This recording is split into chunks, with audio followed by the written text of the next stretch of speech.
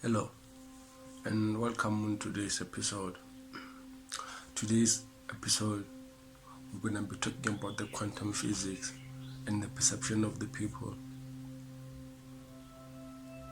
From the astronomers, from the astrologers, astrophysics, Buddhism, monks, Zen, shamans, gurus, all these movements, all this path, all this spiritual journey, they all have one common thing in mind, including the scientists, the physics, all they have one thing in common of how do we see it, what's the perception of the world. Are we really seeing the world? Are we really seeing all of the world? Or are we seeing our own perception? What is that we see? Do we see the geometry of the things?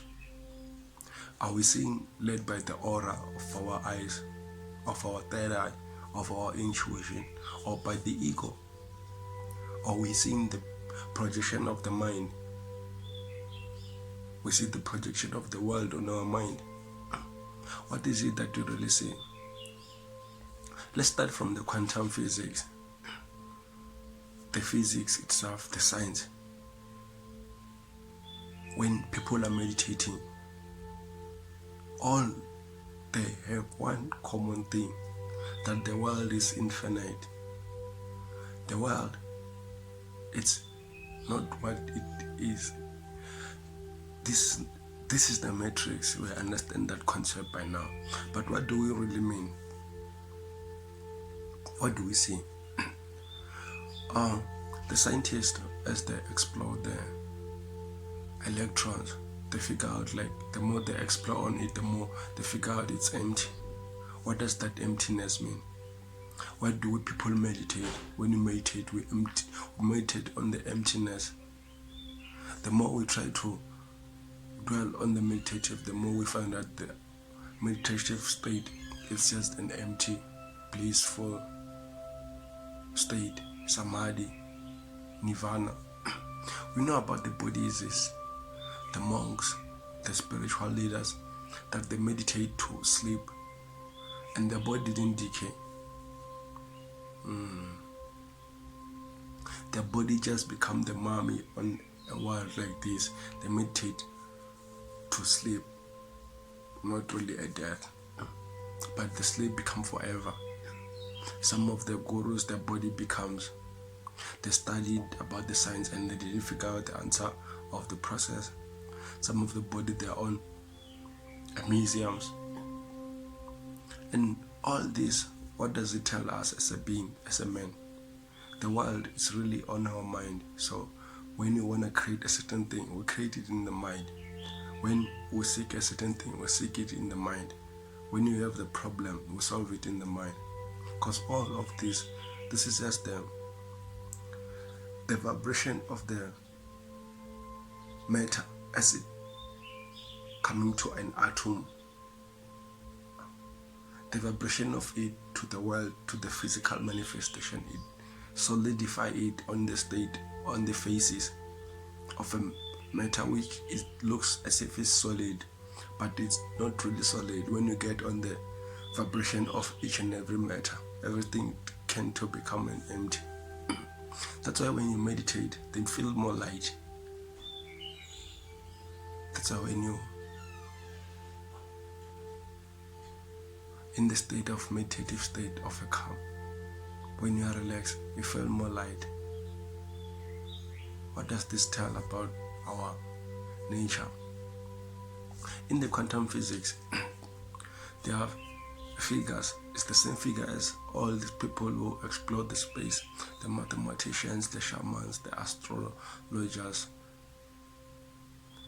They figure out, the more they go out on the space, outside on the outer space, the more the space is just becoming empty and there's nothing else to see but the emptiness. As the more you go, the more you figure out you're doing nothing.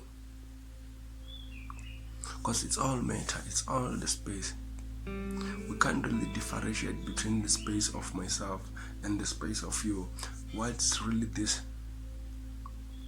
What is it, a space? The ancient Egyptians, they have the sketches of airplanes thousands before, decades before, an era before the airplane was invented.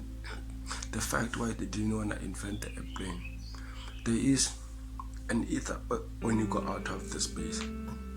On that ether is the ether that connect all what we call the space and each and everything. The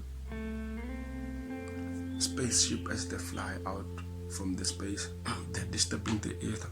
The ether is connected to the mind of each and every person. It's connected to the heart of each and every person. And the world, all the stuff, all wherever is created. So the more the ether is being destroyed, the more we're running away from our nature. The more we're getting lost on this, what we call space. The more the compass doesn't really give more significance in this world, because the compass is not really determined or influenced by the ether and the wind of its blow and how we feel. There is an interesting concept that I heard when the wind as it's blowing and it blows on us, are we really feeling the wind or are we really feeling our skin?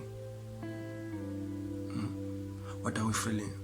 Are we feeling the wind? Do we know? The perception of the world, is it really the world that we know, or is the eyes that it interprets what it says influenced by the mind of how it says and the knowledge and the experience of the world? The taste that we taste, other people when they eat food, it's not nice to them, and to other people it's nice. Are we really tasting the food? Are we testing our desire, our taste bud? The smell that we smell. So all the senses, but when our third eye open up, how we see is still influenced. We see the pure, but the pure of it is not really, it's concentrated somehow by our nature of our perception and our beliefs, but we are sliding towards the real nature of the thing. So the point that I'm trying to make, all that we see, the stuff that we see in the world, it's all seen in our mind. It's all the empty space. They talk about the dark matter and the matter and antimatter. What really gives the energy to each and every existence, including the stars, including the moon, the sun, the galaxy, the earth, it have its own columnous energy that is millions and billions of the energy that is generated, it's on earth. All this energy, where are these all energies coming from? The more we explore this energy, the more you explore, everything is connected. There is no significant difference in each and every object. That's how we talk with people. We figure out the being of me and this person connected. It's all in the mind. This is the quantum entanglement of a thing, as Albert Einstein said. You know, we influence, we impact each and every object. The more we focus our mind on object, the more we making it to be more real. That's how knowledge of things are being created, by believing, the embedded things in our mind, and the more we think about them, we contemplate, we giving them life, as much as how we give life to most of our things.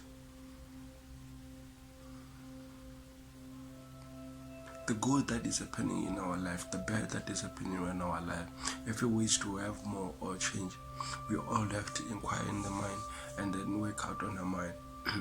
Right now, there's a particular person that needs particular thing. You can't go to a field and you say you need